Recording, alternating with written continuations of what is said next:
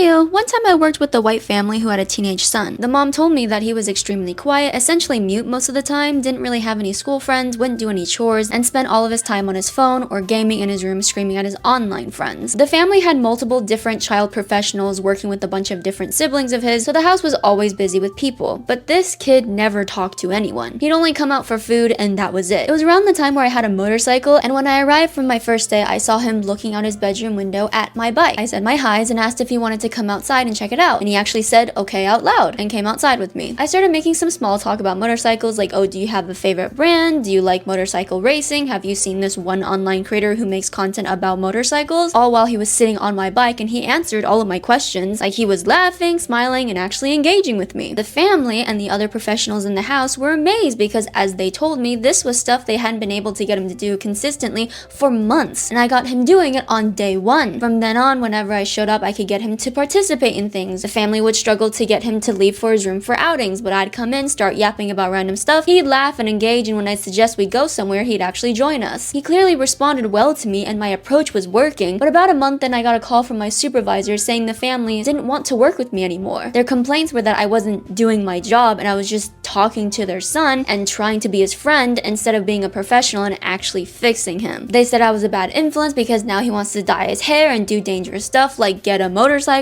I personally don't see anything wrong with dyeing your hair, but for the motorcycle bit, he's a teenager. Of course he wants a motorcycle. They also complained that he only ever talks about me, and they felt like it was a red flag. Which, sure, I get that, but to be fair, I was also one of his only social interactions, and I talk a lot. My company took my side when I explained what I was doing, but the parents were still firm in their decision and let me go. I still think about that situation a lot because, one, that was so unfair, I didn't do anything wrong. But two, and more importantly, for someone who's supposedly closed off and hard to reach, it was surprisingly easy for me to connect with him. I don't know if it's because I got lucky and he liked the things I happen to know a lot about, or he just thought I was cool because I had a motorcycle and I liked animals or what, but no matter what the reason was, he still talked to me, and that should have been huge for the family. I can't imagine why a socially isolated kid would respond better to the one person who actually engaged with his interests instead of treating him like a problem to be solved. The whole thing felt so short-sighted because best case scenario is that he gets a new therapist who's allowed to build on the progress we made, and his parents learn that connection comes before correction. But the worst case scenario is that he stays isolated, continues feeling neglected and invalidated by the people who are supposed to care about him most, and eventually gives into that loneliness. And from what I've noticed, when young boys get stuck in that cycle of feeling misunderstood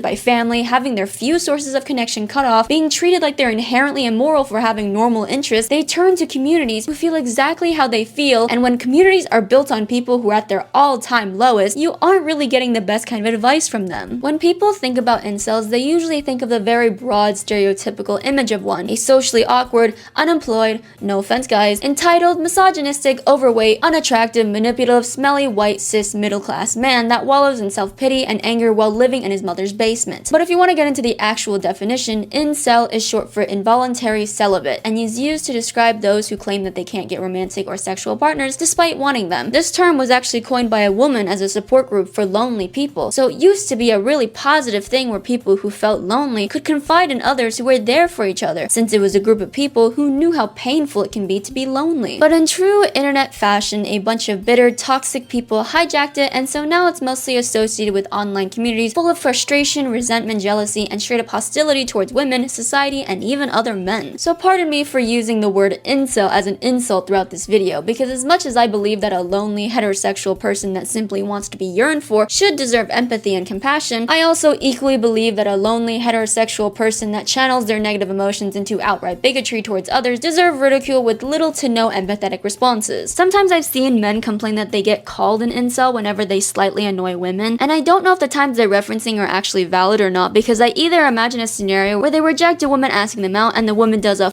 you're an incel anyway comment, or another scenario where they harass a woman with a joke and then the woman calls them an incel. You know, it's very subjective whether the comment is warranted or not. I've seen some not valid reasons to call someone an incel, like someone who wears punny shirts, collects figures, and mouth breathes. They're not an incel, they're just cringe, and I think that should be said that there's such a massive difference between a weird kid and an incel. But I think a warranted example of an incel is the T-app drama that I heard about recently. I am so much more chronically online than all of you, so the T app, that's short for T dating advice, was created like 2 years ago by a man who said his mom was catfished and wanted to protect his mom and of course other women from dangerous encounters like that online. It was a woman-only platform where users could anonymously flag men they've dated as red flags or green flags, run criminal background checks, and sex offender lookups. Of course, because it was a women's-only app, most of the backlash came from men's rights activists, who argued that it generalized men as threats and allows unverified claims because men couldn't access the app and screenshots couldn't be taken, so nobody could defend themselves if they were being mentioned on the app. So because of the very human error that comes with every app, men who opposed this app very kindly offered alternative safety measures and comforted the women who felt like they needed an app like this, and I'm just kidding, they doxed all the users of this app. Near the end of July, there was a leak of all the personal information of the women using this app that amounted to over 70,000 photos of both the user verification photos and government IDs, their personal direct messages, their real social media handles, their personal phone numbers, and of course doxed all of their locations. Apparently, there were even some who created a site to compare all their looks to one another and posted their photos on public social media platforms, calling the women ugly and saying that they deserved all of this. Is it safe to say that those people are incels? But also, would it even matter? Because as I've said, a lot of men don't really care about being called incels because it's lost all meaning to them, because plenty of women use the word wrong. I've heard some mixed thoughts about this situation because there was probably some women on the app who did indeed lie or over-exaggerate about what happened to them.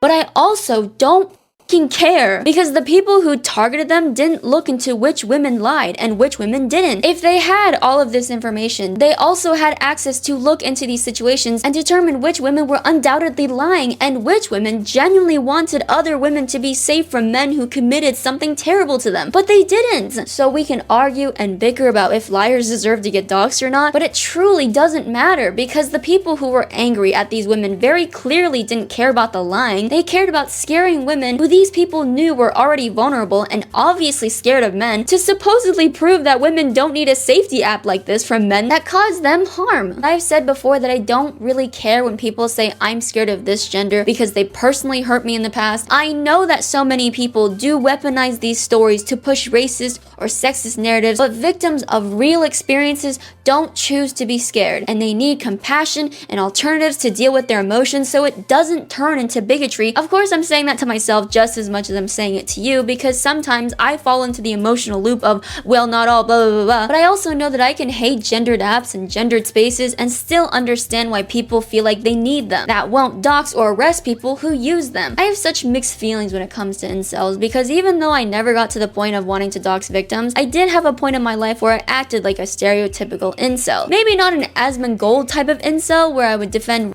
simulation games and use the smell of rotting dead rats as an alarm clock, and yes, I believe him 100% on both of those things. I do not care if he was joking, but I was more like mid-2010s shoe on head type of incel, where I'd very much be attracted to women, but also I'd like to own SJWs and degrade women for being lesser than men for literally any plausible reasons I could think of, and use the worst examples of women to back up my claims. Whenever I see incel or manosphere content, I always find myself coming back to the same thought pattern of, yes, I understand what they're saying, and I agree that it's a problem, but they always conclude on something that I personally don't think should be the takeaway. I don't want to discredit content creators who uplift men, because I do genuinely love seeing people supporting and empowering men to get through their tough times, but I just wish that the support and empowerment wasn't framed like men feel really lonely, isolated, depressed, and insecure right now. It must be because Jewish people are secretly taking their money and white females are making choices that don't benefit them in any way. We're not being racist or sexist, we're just putting men first. Like, sure, I agree that men's mental health being on the decline is indeed a serious problem, and it's true that men statistically find temporary short-term happiness through external validation with money and women, but I also believe that blaming these problems on other powerless groups who deal with the same systemic issues doesn't solve those issues. But does that really matter? Because no,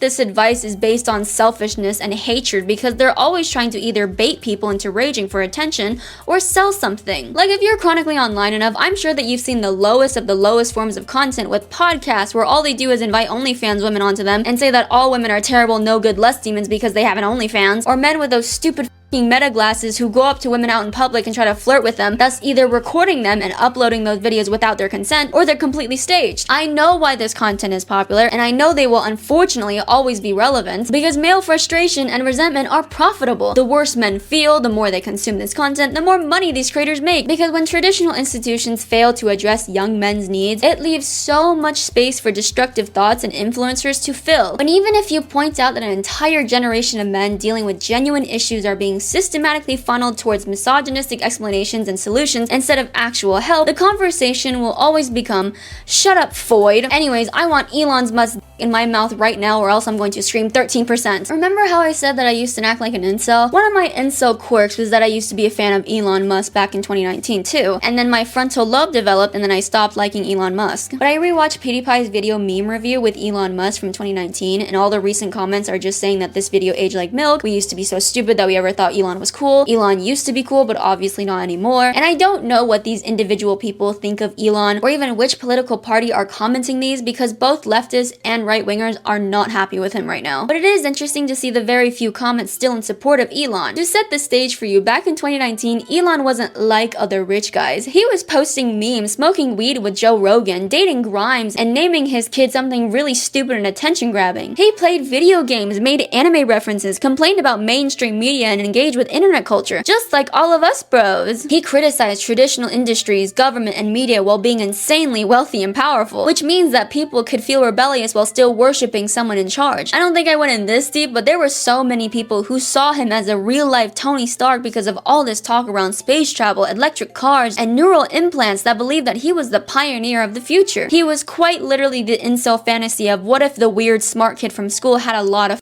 money. But it all came crashing down when people started realizing that none of his technology is his own, he didn't work for his money, and he's just like every other billionaire and isn't special or even for the bros at all. So what do billionaires do when they're bored and want attention and money? Get into politics, of course! He's pissed off most people who are even a little aware of the political climate right now, but there are still very loud groups who worship him as a hero, and when more people criticize Elon, the more his remaining sims see him as a persecuted genius who's ahead of his time, just like they see themselves, because incel communities turn any negative feedback into proof of their victimhood. Elon's transformation from cool billionaire bro to racist loser just feels like it shows how these kinds of figures build parasocial relationships with vulnerable young people, then leverage that loyalty for personal gain. The fact that his core supporters stuck with him even as he alienated everyone else proves how deep these attachments go. As much as I love seeing Twitter's Grok own the maggots and incels with facts and logic, Grok is still a product of Elon, and the way that Elon's fanbase uses Grok is pretty telling. Sometimes the AI contradicts right-wing ideology, so his fans either dismiss Grok as broken or perform all sorts of mental gymnastics to make their own thoughts fit their narrative instead of just accepting the fact that maybe their beliefs are just outright incorrect, not just politically incorrect. If you missed it, around a month ago, Grok was tweaked by prompting it to not shy away from making claims which are politically incorrect, as long as they're well substantiated, alongside other updates. Of course, when AI chatbots are trained off of unfiltered content such as online threads that claim to be simply politically incorrect, they're always just unprompted statements that are on ideology because it's a dog whistle. So, unsurprisingly, Grok followed through on this request and copied politically incorrect statements said over and over across the internet, even the ones that said that Elon wasn't racist enough. What I find interesting though is that Grok had said different variations of truth doesn't care about your feelings whenever somebody was criticizing Grok's anti-Semitic statements, but it never cited its sources. It was hate message after hate message after hate message repeatedly saying, I'm just telling the truth, but it doesn't cite anything concrete or even a dubious source that led to nowhere. Whenever Grok made progressive statements, it cited its sources, but when it regurgitated propaganda that was supposed to be well substantiated, it provided no substantiation. The people who loved that Grok was finally telling the truth believed it without any evidence and didn't even demand any the way they would have if it was for any other opinion, which almost sounds very similar to how young boys are encouraged to only be skeptical to information that goes against to what they believe. You're perfect even though you've normalized extreme positions that have historically also harmed the blue jeans race, and everyone else is going after you because you're just speaking the uncomfortable truth, kind of confirmation bias that a lot of incels seem to have. When Grok got corrected back to less extreme responses, it later said, as Grok 3, I condemn and Hitler unequivocally, which is good for us normies, but incels saw this as more proof because even their own AI was being censored and forced to be woke. As it always does, the incident just added on to the us versus them mindset, where criticism of obvious anti-Semitism was framed as oppression of truth tellers, even when it's blatantly obvious when these people just don't care about truth because, oh my god, it's so much fun being racist. But even if you don't care about the most affected group of people for whatever edgy reason, Hitler also executed, imprisoned, and killed millions of the good race in war, and I actually have sources for that. But I don't think that even matters because self-proclaimed they're never naturally blonde, blue-eyed, or even white sometimes. So by cherry-picking Grok's responses that support their views, they can manufacture evidence that their beliefs are correct, and anything contradicting evidence not from an AI made by a wannabe that says otherwise is propaganda that the gullible woke libs fell for. But I think the grossest aspect of incels using Grok is when they use the AI to edit photos of women. They're always women. A couple months ago, Grok came out with the update that it accepts sexualized prompts involving real-life women, which mostly just pushed out a bunch of pictures with female celebrities in lingerie. I heard that it only refused fully nude images, but I can think of worse things than being depicted as nude. So within a face where Grok is famously used by incels, where deepfakes are cheered on instead of condemned, and anyone who tries to call it out is labeled as a sensitive, woke snowflake, AI tools in the hands of the worst kinds of people alive really helps fulfill their revenge fantasy, because I've noticed that anytime these women don't react with disappointment, distress, or shame to this content, these incels lose interest, because I guess it's no longer fun to sexualize women when they want to be sexualized, huh? Remember when men's rights activists were upset that men didn't have a similar app like the T-dating app that could harm women's reputation like how the T-app was doing to men? Men have had apps and sites like that in the past where they developed for men by men of unchecked and anonymous users, except these spaces become more famous for death threats, revenge and shaming, which, as terrible as those sound, it's still really sad, because I do think that men deserve a safe space for them to be open and safe, but some of them just don't know how to behave well enough to keep a safe space for them. It's such a double-edged sword with what I define to be incels, because on one hand, you're not supposed to give them any attention, especially online, because these kinds of people thrive on attention, even when it's negative. Some of them truly just live to rage bait you and then be left alone in their trash-filled environment. But on the other hand, I also know that some of them are genuinely really lonely, who really need some sort of human interaction that doesn't treat them as black mold. I've gotten so many messages and comments from men telling me that the reason why they didn't go down this kind of route is because they've had talks with their parents, their siblings, or their friends to pull them out of that mindset. But so many people don't have those lifelines. So obviously I want to empathize with these people, I want to give them grace, but if they value their hate and resentment more than they value human decency, I also don't expect literally anyone to show that they care. There are some people who are just in too deep to be saved and just straight up don't want to be saved from the incel pipeline, but I also don't want those people to have the final say of whether those people going down this alt-right route deserve any slack at all. But I don't know, that's just me. Laters.